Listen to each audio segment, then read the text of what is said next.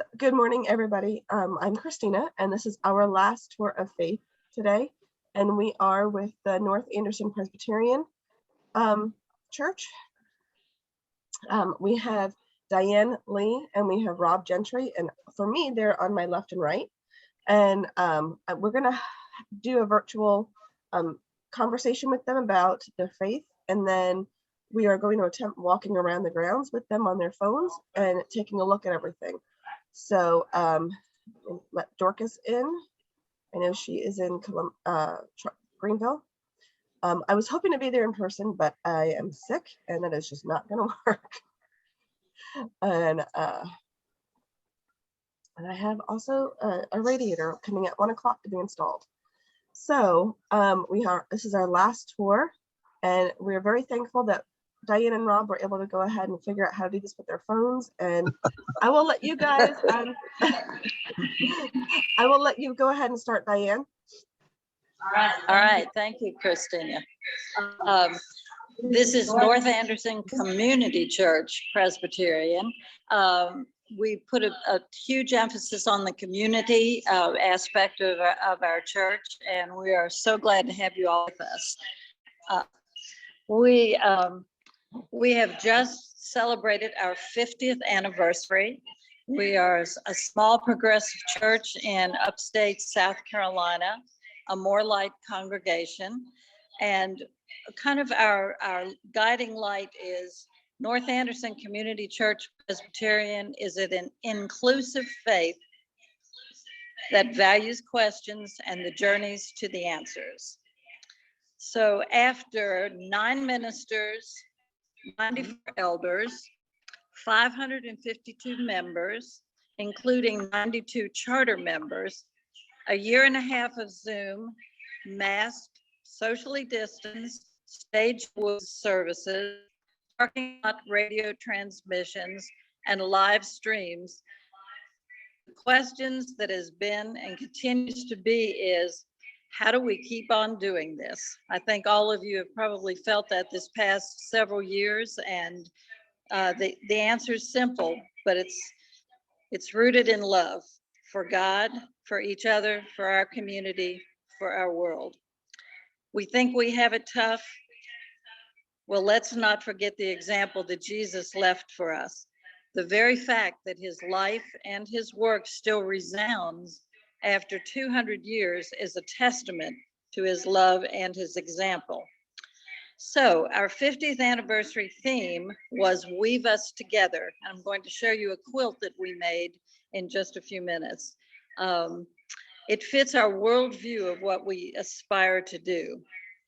As we remember the journey, we honor the legacy of those who came before us, whose vision led us through a myriad of situations and an occasional enlightenment. From the beginning, inkling of an idea that a new church was needed by the Piedmont Presbytery way back in 1960, to the purchase of 11.7 acres in northern Anderson in 1967, to the hiring of Reverend Dr. Douglas Vaughn to be our organizing pastor in 1971, the guiding question has always been, what kind of church do we want to be? Why are we here? And where are we headed? There are a lot of questions, a lot of answers, but here are a few facts that have been with us from the very beginning. We're open to all, regardless of age, race, or gender. We call ourselves progressive, and we strive to be so. We are informal. We have people come as they are. We invite our dog friends and our animals. We're open to anyone who would like to come through our door. We're involved in community work. Almost everyone in our congregation is involved in some aspect of our community on boards and in organizations and working to better our community. Our leadership is shared between the congregation and the minister. We embrace everyone's faith journey, leaving room for healthy differences of opinion. which we have a discussion after the sermon every single Sunday. And we have some live wire discussions every week about how people view things and our response to our minister who is with us.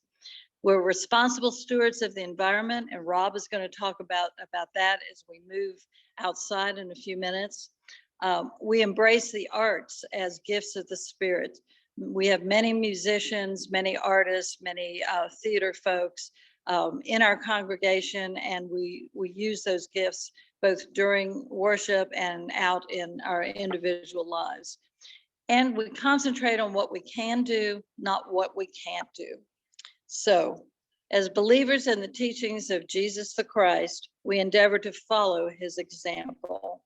We're not a top-down congregation, but we're a community-centric church that gives and takes, asks questions, and journeys together toward the answers.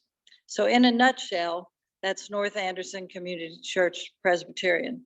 Kind of formal, we're not usually that formal, so any questions or ideas, we're open to that at this point.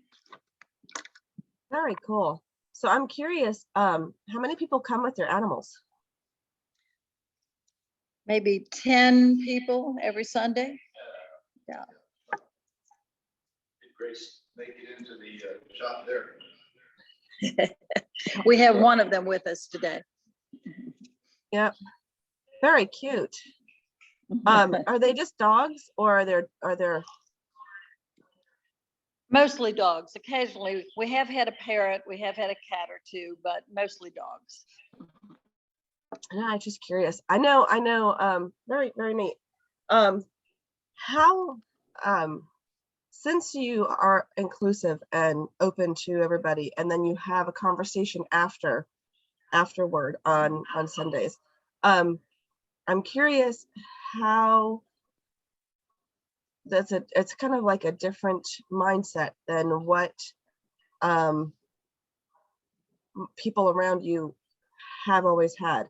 So I'm curious, like, how long did it take to get a good following group of people to kind of like take hold of that, and you know what I mean? You know what I mean? Like, I know sometimes when something shifts and changes inside of an organization, or something changes and becomes new, sometimes it takes a little bit to kind of get that going, especially if you have a different thought than people around you.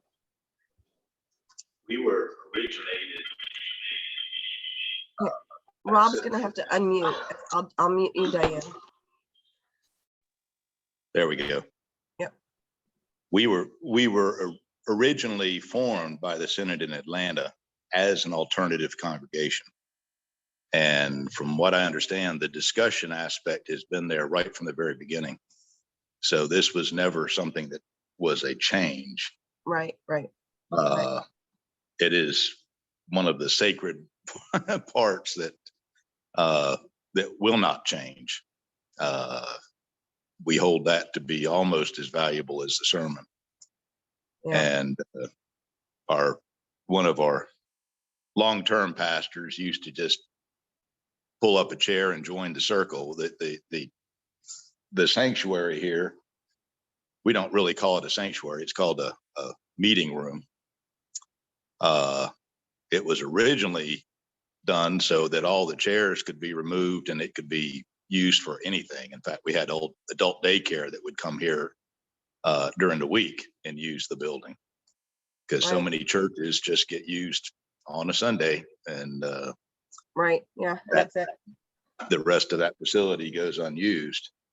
So when they originated the whole idea, it was to make a building that could be of service all week long.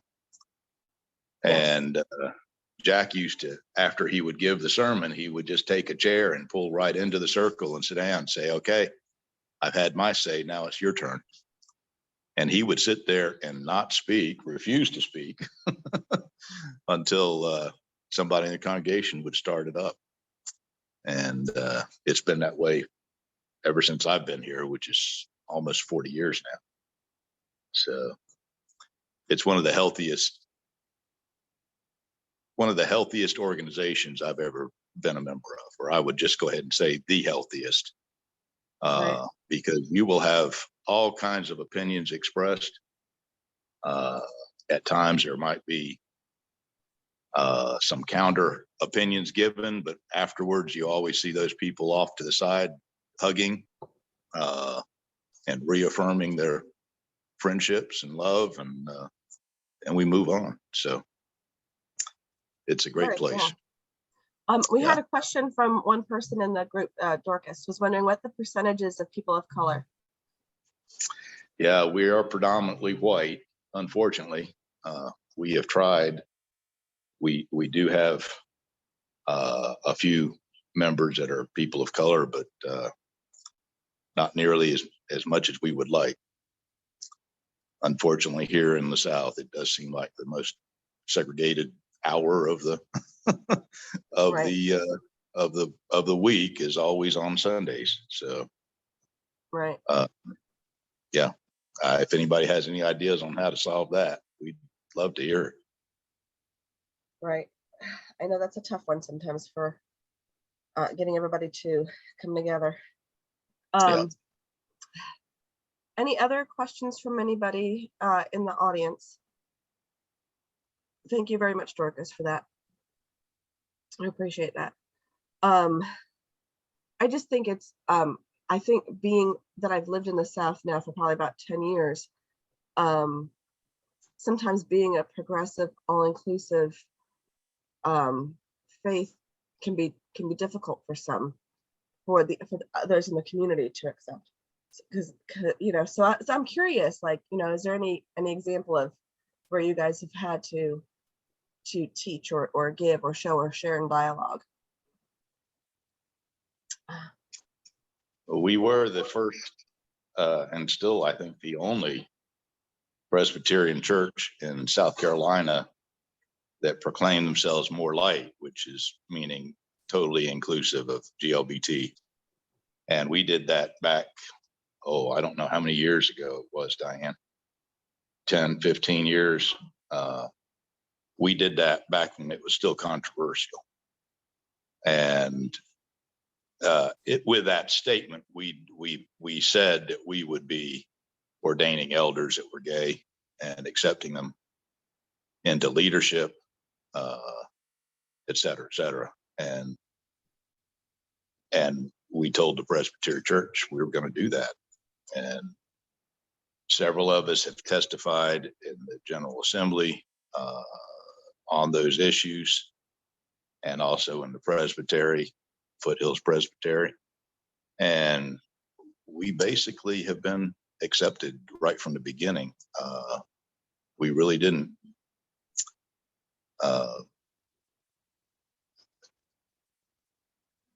there was a knowledge there, or a acceptance that our point of view was needed. Right. Very cool. And so there was not an attempt to silence us by any means. Right. Very So, cool. It's nice. And now the Presbyterian Church has moved towards us on that Right. issue. Right. So we've been told various times that what we are doing is very important for the church as a whole here. And I Absolutely. would say we are nationally progressive, not just progressive for South Carolina. So Right. Yeah, I can imagine.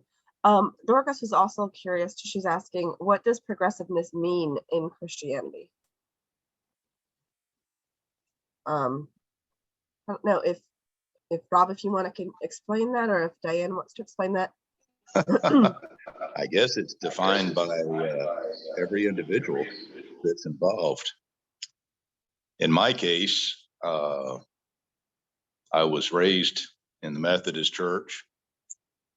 I actually ended up in a Christian cult for about a year and a half. It was a fundamentalist kind of extremist thing.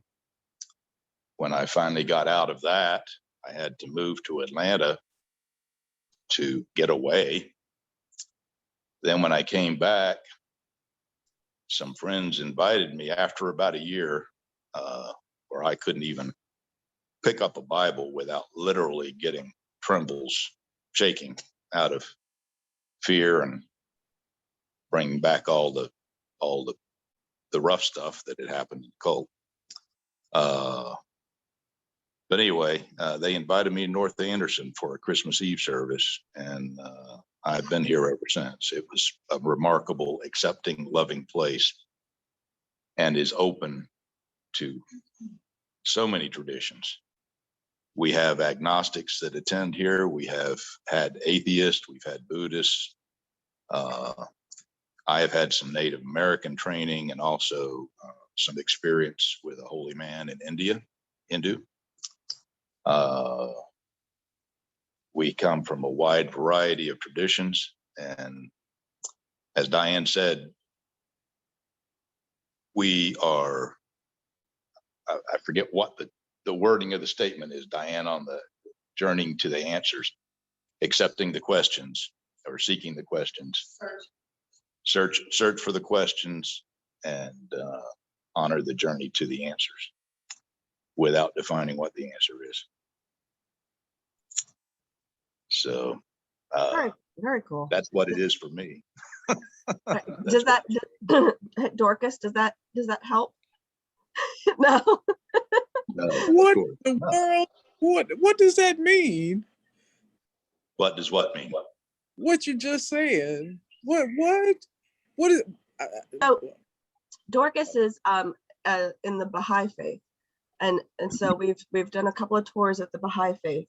So I know that's different. So I think for progressive Christianity, Steve, do you mind? Do you think you could answer that a little bit for me?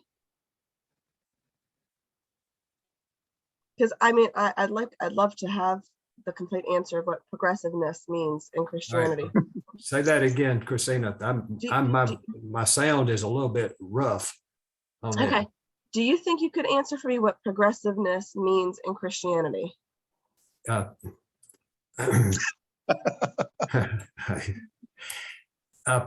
Well, I relate it to the word progression.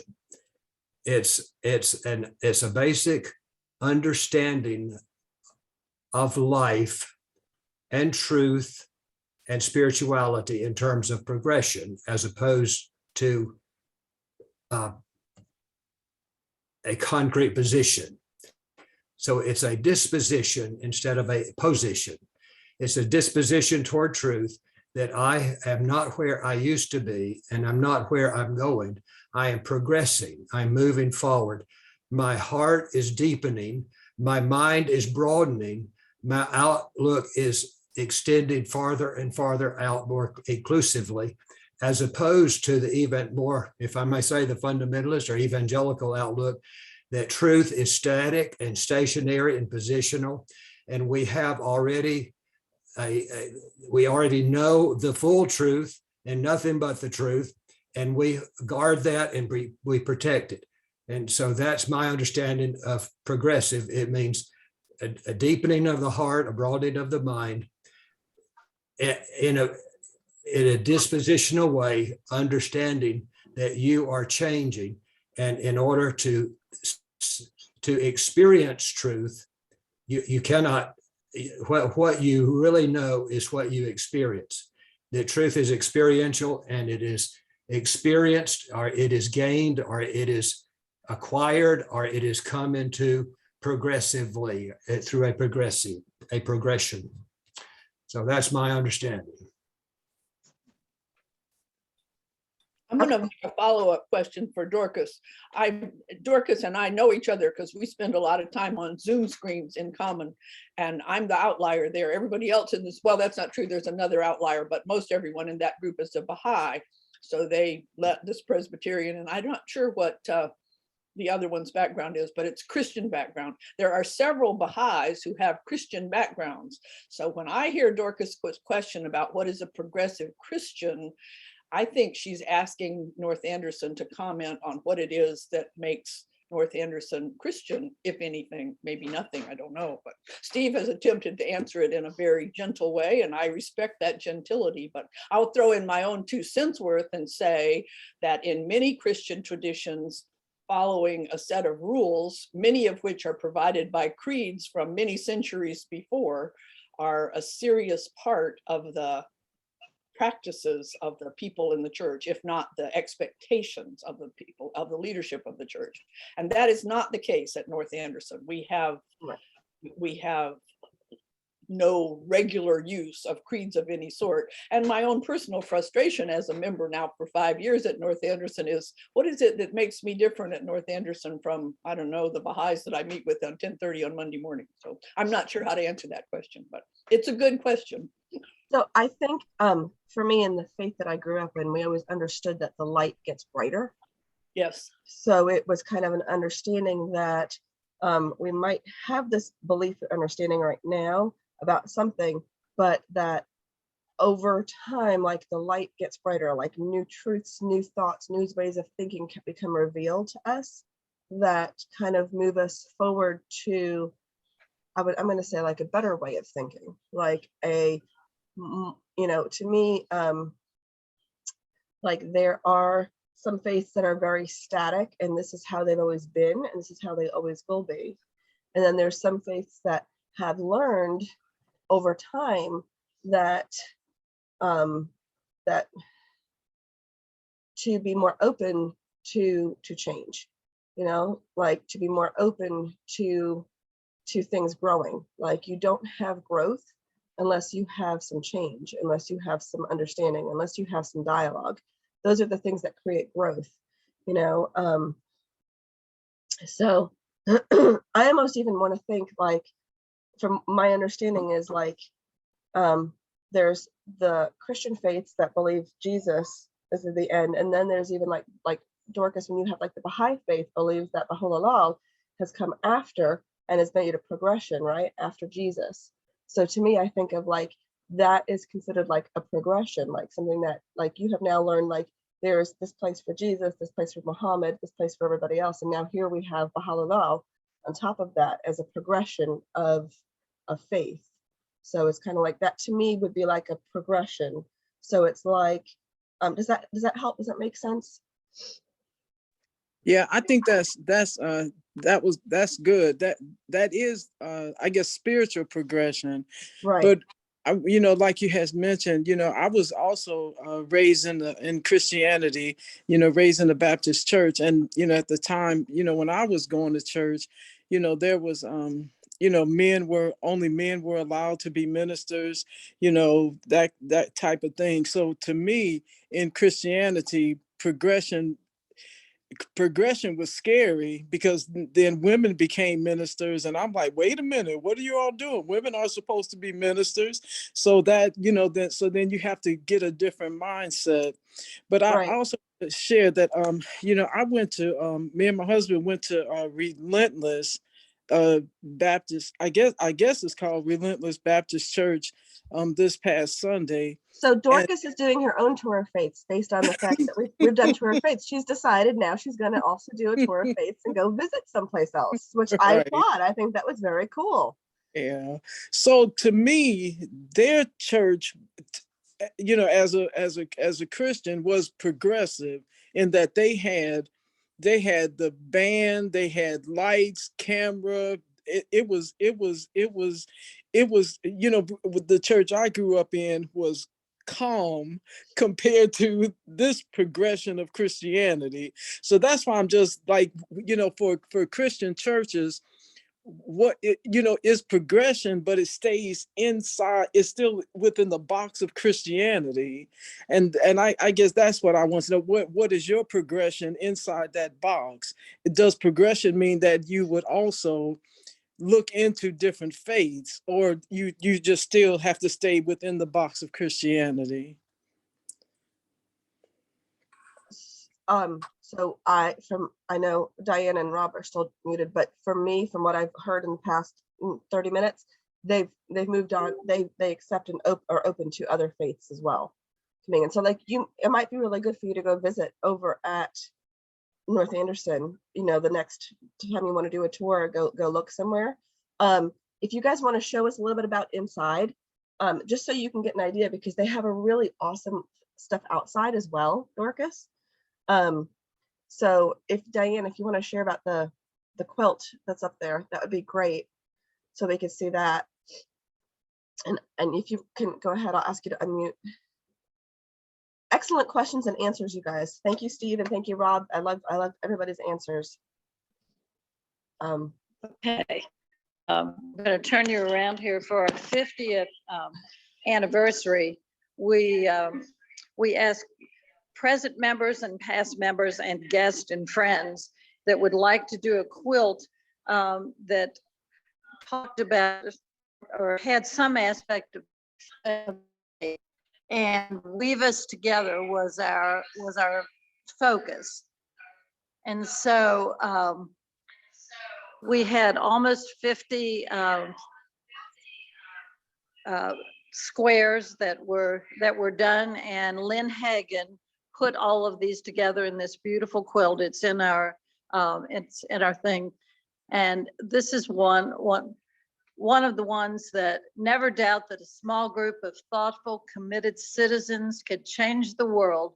Indeed, it's the only thing that ever has, which is a Margaret Mead quote that was done. And this small turtle going toward the Weave Us Together has the labyrinth on its back, which we would also like to walk you all down to and talk about that. So, and then we have many. Shalom is peace. Weave Us Together. That this is from our music director. Buffalo Spirit Rising was our second minister, Jack Crandall, who many of you may have known. We were his Buffalo Spirit when he passed away, and it's been a very. We are also an Earth Care congregation, and Rob will talk a little bit more about that when we go to the garden. And then we also have our furry friends that are with us all the time, and they're very wise. And then Butterfly going into the sunflower. So we'd love to take you down on a tour. Christine, does that work now to go outside? Yes, I think so. All right, Rob, you talk and I'll point. How about that?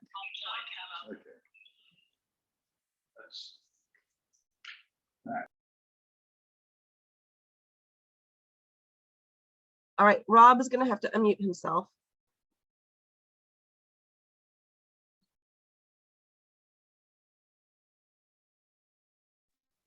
There you go. Okay, is that any better? Yeah, All right, that's good. I'm introducing Grace as a representative of our canine members, of which she's the only one here, and she normally doesn't come in. She stays out in the van. So, yeah, that'd be great. We'll walk on outside. We have several features out here.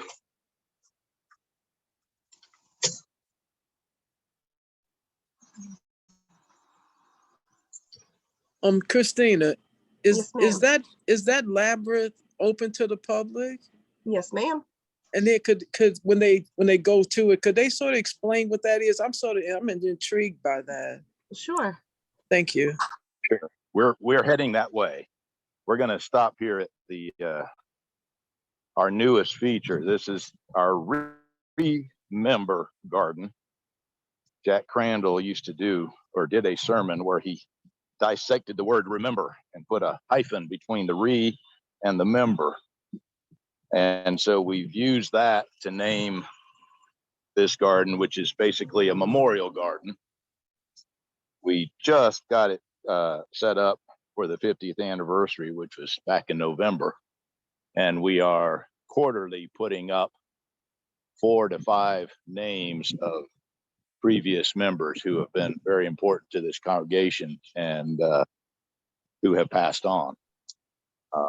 Several of those, we have their ashes scattered about.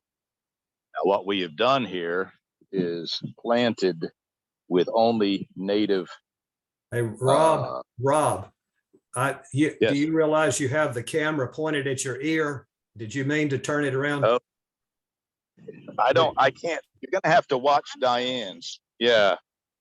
My camera won't reverse. Turn off your video.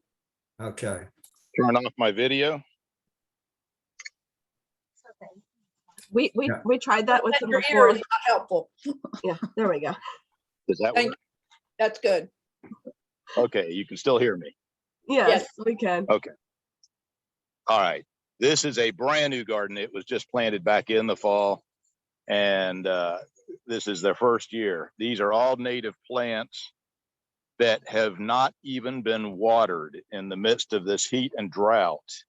And that is one reason to landscape with native plants, because they, you know, originated here and want to grow here. This is a pollinator garden as part of our earth care. Several of us have gone through the Master Naturalist program at Clemson University and the extension services there. And we have become aware of how damaged our insect populations have become, including the pollinators. Many of you probably don't realize that the honeybee, the European honeybee, is not a native bee, but we have somewhere about 700 to 800 different native bees that are doing continual pollination. What Diane is showing right here is mountain mint. And if you look at it closely, there are probably 5 or 6 different species of native bees climbing all over it. And that's our goal, is to have this whole garden. We've got a few things that are blooming right now, but the mountain mint are the one that's the most active for the pollinators right now. You don't realize until you have your own garden how important that stuff is, because you know I can plant vegetables outside, plant a garden, and I can get no vegetables if I have no bees to pollinate. Absolutely. And they're now, it's interesting because they're finding out that moths at night do an awful lot of the pollination, and we don't even see that happening. Oh, interesting. So we're walking down now to the edge of the parking lot. We'll turn down a little wooded trail. I think we have 13 acres here, most of which is woods. And one of our previous pastors talked about Celtic Christianity and how they would recognize 2 books, the little book and the big book. And the little book was the Bible, and the big book was creation. And so that kind of started us on the idea of using the woods and starting to work towards recognizing that we are part of nature, and that the more we learn and the more we connect with that, the healthier we're going to be, not only as individuals, but as a species and as a world. So this labyrinth was built, well, it's been 10 years now, because we built it for the 40th anniversary. It is open to the public, and so long as it's daylight hours, you're welcome to come down and walk. We're going through the gate, which has various tiles.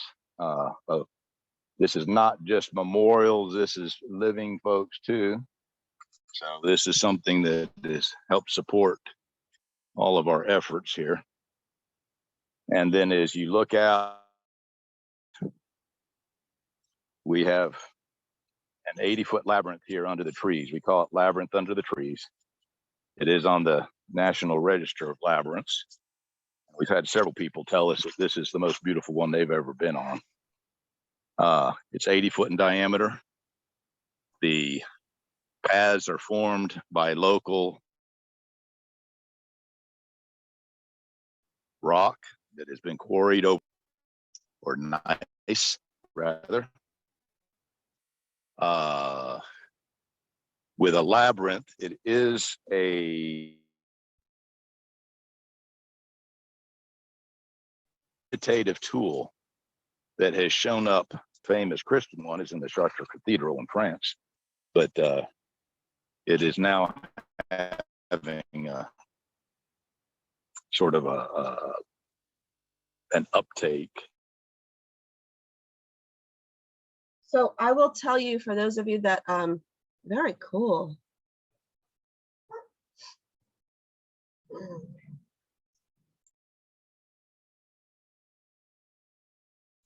All right, I will tell you that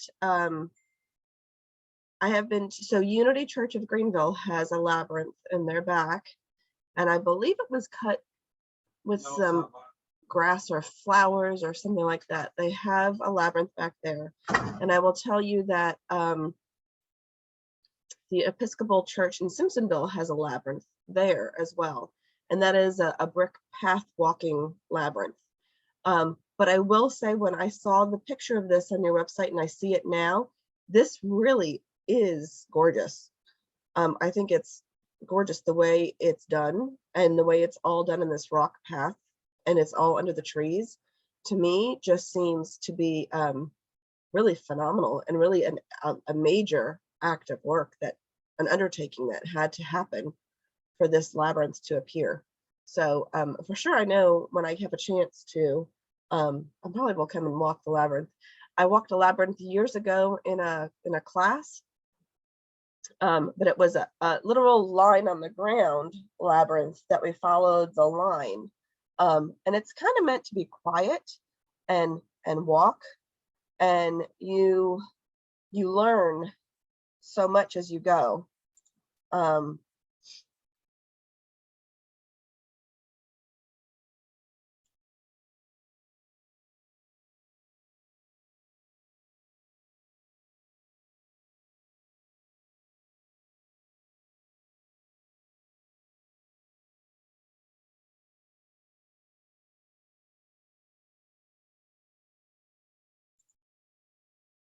It's really quite meditative.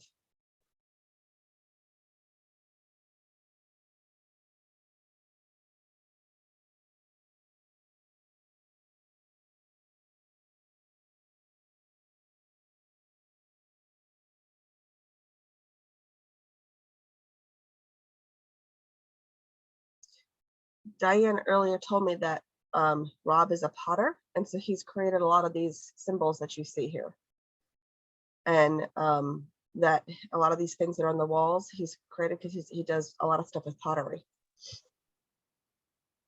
All right, so Rob, I didn't realize I was muted. I was talking about the plates that were set up.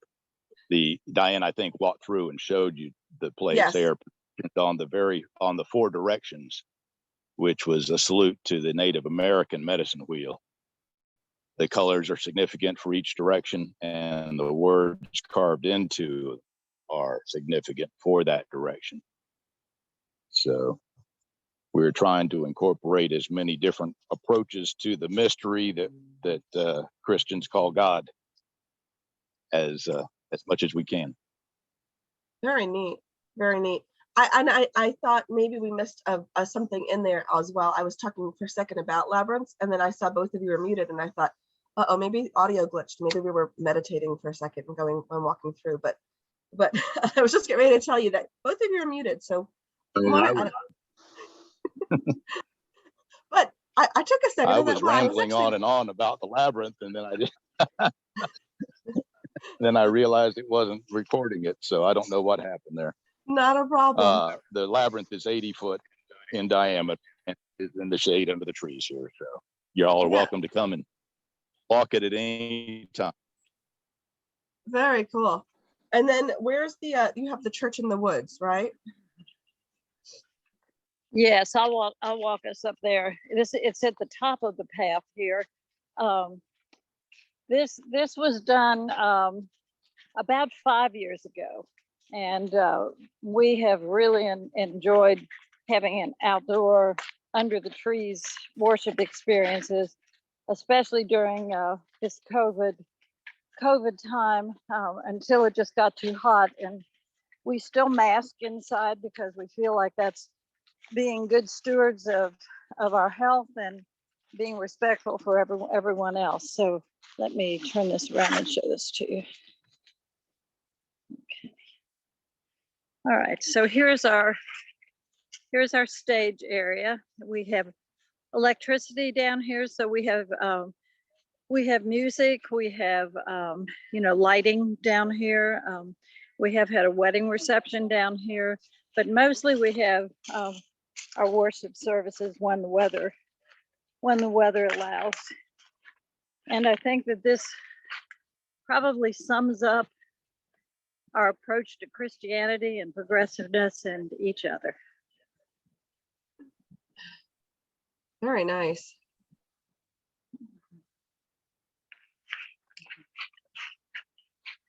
And we would love to have any of you that would like to are close by and can be part of us on a Sunday morning. We start about 10:15. So there you go. Very cool. Anybody else that's on the call here I bet you that, I was just going to say, I bet you that Church in the Woods really saved you guys a lot as a place to get together and at least all be outdoors and still be able to worship. It did. Must have been really nice too. So anybody else on the call, do you have any other questions that you might want to ask? Dorcas did say very nice when you were doing the Church in the Woods. I just want to check and say, and then I think you might just find some of us pulling up over there too. Anytime, we'd be happy to have you. So, yeah. All right, I'm just checking real quick. So we have Teresa, we have Lucy, Saida, Cynthia, Barb. Anybody have, and we have Cynthia. Dorcas. Anybody have any thoughts or questions? It's 11:49, so usually we try to keep everything to about an hour. And I know it's not cool out, so thank you all for going out and taking a walk. And I know the dog Actually, liked very it. pleasant. It's pleasant out under the trees. Under the trees, yes, I bet for sure it is. Yeah. Very cool. Well, thank you, Christina, for hosting us today and helping, introducing us to other people in the area and around the world. We should appreciate it. Yeah, and Saida said it was very nice. And Dorcas is saying, where are you located? We're at 42. Go ahead. 4200 Liberty Highway in Anderson. Okay. Is that right off 85 or? You come down Liberty Highway and we're on the left from 85, right? Okay. All right. Very good. Oh, Saida said it was very nice, and then she said especially about progressive conversations. So good. Good. So thank you. I appreciate it. I appreciate you all being on here, and for some of you that this is like probably your 13th tour with me, and we've all been together for this whole month of July. We appreciate that. This and the other tours will be up on the website, or not the website. Well, there are links to each one on the website, but they're also on our YouTube page. So if you guys would like to take a look and want to see any of the past ones, you can. And so thank you all. I'm going to go ahead and stop recording.